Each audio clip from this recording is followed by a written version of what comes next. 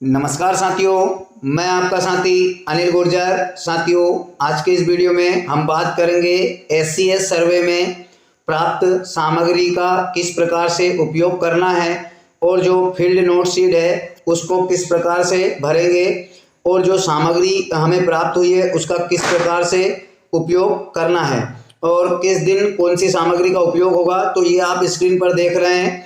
इस प्रकार के आपको दो लिफाफे प्राप्त हुए होंगे, जिसमें लिफाफा क्रमांक 2 और लिफाफा क्रमांक 1। तो साथियों, लिफाफा क्रमांक 1 जो है वो बच्चों की पीक्यू से संबंधित जो एटी है उससे संबंधित प्रश्न हैं, जो मुख्य प्रश्न पत्र रहेगा।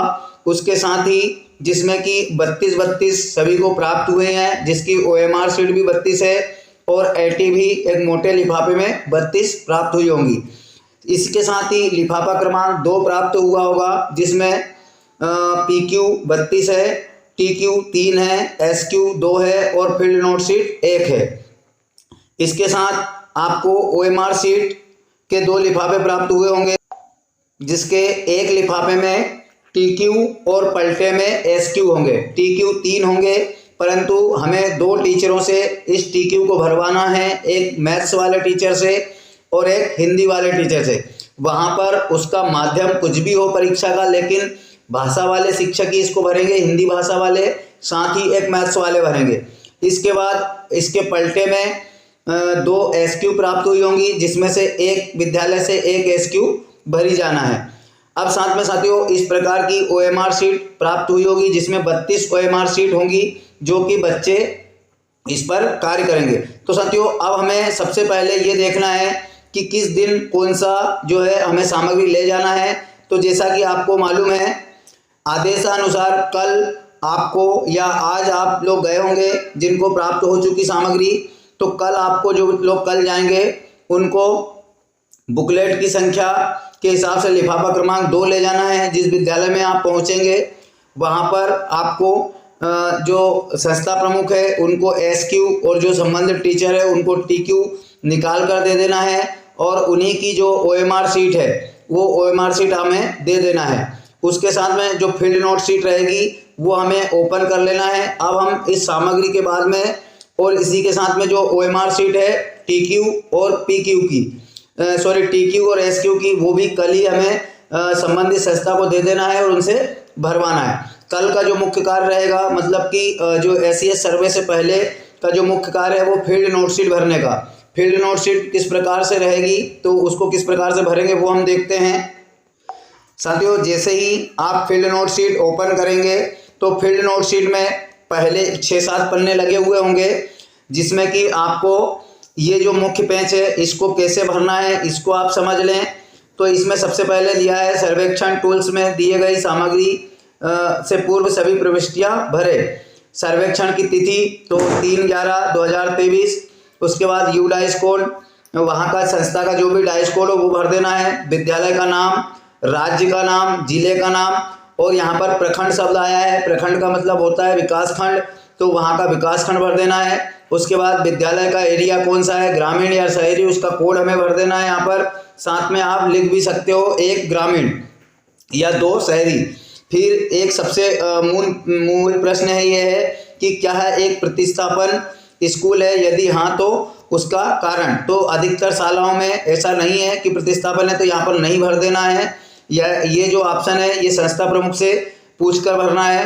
क्या सेक्शन तथा माध्यम जिसमें टेस्ट संचालित हुआ, लिस्ट के अनुसार माध्यम कोड। साथियों, आपको बता दूं जो ओएमआर शीट है, ओएमआर शीट में 19 माध्यमों में ये परीक्षा होना है, 19 भाषाओं में परीक्षा होगी, लेकिन विषय 2 ही रहेंगे, हिंदी और गणित। तो 19 माध्यमों में से सबके अलग अलग कोड हैं। ये माध्यम कोड कहाँ मिलेंगे, ये ओएमआर शीट जो है बच्चों वाली, जो मैं आपको बता दूं पीक्यू, इस ओएमआर शीट में आप देख रहे हैं मीडियम। आप तो यहाँ पर मीडियम में यहाँ पर 25 तक दिए, लेकिन इसमें मूलतः 19 भाषाओं में 19 माध्यमों में परीक्षा होना है और यहाँ पर उनके सभी के कोड दिए गए हैं। जैसे कि मैंने वहाँ पर लिखा है हिंदी तो 04 कोड आएगा, अंग्रेजी अगर है तो अंग्रेजी का कोड जो है आपका 19 रहेगा। इसी प्रकार अगर अन्य भाषाओं में है तो उनका कोड वहाँ पर हम लिखेंगे, तो कोड आप यहाँ से प्राप्त कर सकते हैं।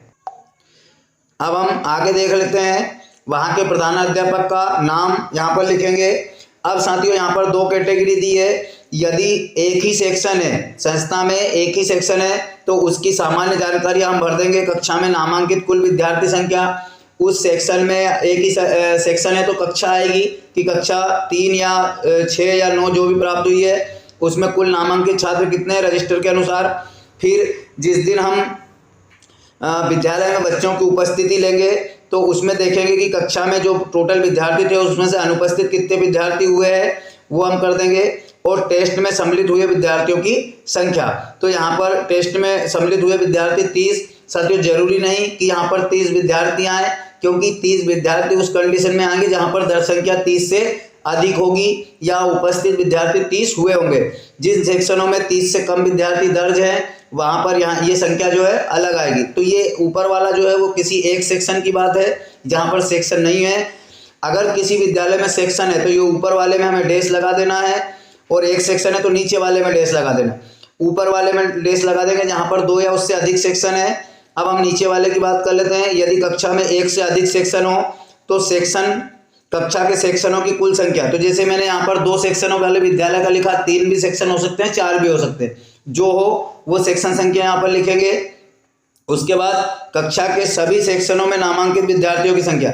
साथियों यहाँ पर आपको चयनित सेक्शन की संख्या नहीं लिखना है। उस विद्यालय में जितने भी छात्र उस कक्षा में हो, चाहे 4 सेक्शन हो, 3 सेक्शन, 2 सेक्शन हो, उन सभी सेक्शनों में जितने भी विद्यार्थी दर्ज हैं उनकी संख्या यहाँ पर लिखेंगे। अब यहाँ पर तीसरा जो ऑप्शन है कि सैंपल सेक्शन की क्रम संख्या, यहाँ पर जो सेक्शन चयनित हुआ है, जैसे कि यहाँ पर 2 सेक्शन थे तो इस FI को बी वाला सेक्शन इनका चयनित हुआ था, तो उन्होंने यहाँ पर सेक्शन बी और 02 लिखा है। तो आपको जो भी सेक्शन चयन हो उसकी संख्या यहाँ पर लिखेंगे। सैंपल सेक्शन में नामांकित विद्यार्थियों की संख्या, अब जैसे यहाँ पर कुल नामांकित छात्र 97 थे 2 सेक्शनों में, परंतु नीचे आप देख रहे हैं कि जो हमें चयनित सेक्शन हुआ है उसमें 47 विद्यार्थी दर्ज है। अब उसमें से टेस्ट में शामिल होने वाले विद्यार्थी 30 हैं और सैंपल सेक्शन में अनुपस्थित विद्यार्थी 6 है। बाकी के विद्यार्थियों का रैंडम में नाम नहीं आया, तो ये संख्या जरूरी नहीं कि मिलान हो, आपको निर्देशानुसार यहाँ पर लिखते जाना है। उसके बाद क्षेत्र अन्वेषक का मतलब होता है FI अपना अंग्रेजी में नाम लिखेंगे कैपिटल लेटर में और साथ में ही यहाँ सिग्नेचर करेंगे। फिर इसके बाद इसका दूसरा जो पेज है, दूसरे पेज पर सबसे पहले हमें निर्देश पढ़ लेना है कि सभी सेक्शनों आबलिक कक्षा के लिए निम्नलिखित जानकारी दे। अब साथियों यहाँ पर जो है चयनित सेक्शन की बात नहीं आ रही है, सभी सेक्शन लिखा है।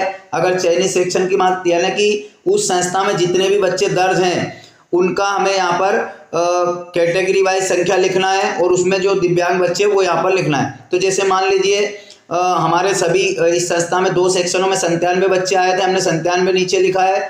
अब उसमें से SC के बच्चे जो है वो 22 हैं, ST के 15 हैं और साथ ही OBC के 60 बच्चे हैं। तो इस प्रकार कुल मिलाकर के यहाँ पर 97 बच्चे हो जाते हैं। जनरल और जो अल्पसंख्यक यहाँ पर आ जाते हैं अगर होते तो। यहाँ पर 3 कैटेगरी के बच्चे जो हमने यहाँ पर लिखे हैं। साथ ही CWSN यानी निःशक्तता वाली जानकारी, तो चलन संबंधी यानी शारीरिक विकलांगता के 2 बच्चे हैं और जो श्रवण बाधित है उसका 1 बालक है। तो इस प्रकार से जो दिव्यांगता में 3 बच्चे आ रहे हैं। तो ये हमने सामान्य जानकारी ऊपर भर ली है। अब इसमें जो साथियों हमें मूल काम करना है कि परीक्षा से 1 दिन पूर्व जब हम जा रहे हैं उस दिन हमें कौन सी उसको भर के लाना है।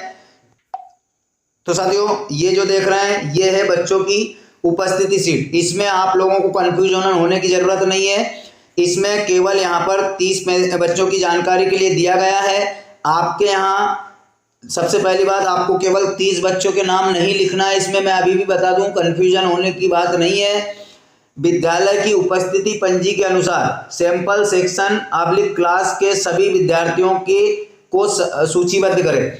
अब यहाँ पर पूरी कक्षा के बच्चों के नाम भी नहीं लिखना है और ना ही 30 बच्चों के नाम लिखना है। तो क्या लिखना है, जो चयनित सेक्शन हुआ है, जिस सेक्शन का आपका चयन हुआ है उस सेक्शन में जितने भी विद्यार्थी दर्ज थे उनके हमें नाम यहाँ पर लिखना है रजिस्टर के अनुसार। तो हमने जैसे देखा कि 47 बच्चे दर्ज थे, अब यहाँ पर 30 बच्चों के नाम आ रहे हैं, तो इसकी साथ में एक आपको अतिरिक्त सीट लेनी होगी, यानी इसकी फोटोकॉपी आपको लगा करके इसके साथ में बच्चों के नाम करके इसके साथ अटैच करना होगा। ये 6-7 पेज की नोटशीट है, उसमें कुछ निर्देशों के पेज लगे हुए हैं। तो आपको पुनः ध्यान देना है कि ये 30 बच्चों की जैसे जानकारी है, और आपके चयनित सेक्शन में या कोई ऐसी संस्था जहाँ पर सेक्शन तो नहीं है परंतु एक ही सेक्शन में 30 से ज़्यादा 45-50 बच्चे हैं, तो उन सभी बच्चों के नाम इसमें आएंगे। उसके बाद ही आपको अगले दिन जाकर के, जैसे मान लीजिए इसमें 50 बच्चे के नाम आपने लिख लिए 2 पेज पर, अब अगले दिन जाते से ही आपको सबसे पहले निर्धारित समय पर, मतलब कि जो 10:30 बजे दिया है आपने समय, उससे पूर्व 10 बजे आपको बच्चों की उपस्थिति भरना है। सबसे पहले यहाँ नाम वगैरह आप सारी जानकारी लिख लेंगे। सबसे पहला काम होगा अटेंडेंस, जो बच्चा उपस्थित है उसके सामने P, जो अनुपस्थित है उसके सामने A लिख देंगे। अब चयन प्रक्रिया से संबंधित क्या वीडियोज है, उसके सारे वीडियो मैंने, जैसे कि आपके प्रश्न में आपको बता दूं कि सेक्शन चयन कैसे करना है, उसका वीडियो 30 से कम है तो क्या छात्र चयन कैसी रहेगी, 30 से अधिक बच्चे तो छात्र चयन कैसे रहेंगे, उसके बाद पूरी जो हमारा एसीएस सर्वे है उसके उपरांत सामग्री कैसे पैकिंग करना है उसका वीडियो, यानी कुल मिलाकर एसीएस से संबंधित आपके जितने भी सवाल हैं उन सभी के वीडियो मेरे द्वारा बनाए गए, जो कि इस वीडियो के डिस्क्रिप्शन बॉक्स में दिए गए। साथियों, आपसे निवेदन है कि आप चैनल को सब्सक्राइब करें। सब्सक्राइब करने के बाद में मेरे चैनल के पेज पर जाएं, और पेज पर जाने के बाद वीडियो लिस्ट में जाकर के सारे वीडियो जिस का भी आपको देखना हो आप देख सकते हैं, और इस वीडियो के डिस्क्रिप्शन में भी सभी वीडियो है, आप वहां से भी देख सकते हैं। साथियों, अधिक से अधिक जो है शेयर करें इस वीडियो को, और भी जो एसीएस से संबंधित मेरे वीडियो हैं उनको शेयर करें, ताकि जो हमारे और भी एफआई साथी है उनको इससे सहूलियत हो जाए और जानकारी सही और पूर्ण तरीके से अच्छी जाए। तो धन्यवाद साथियों, मिलते हैं एक नए वीडियो के साथ अगली बार, तब तक के लिए जय हिंद।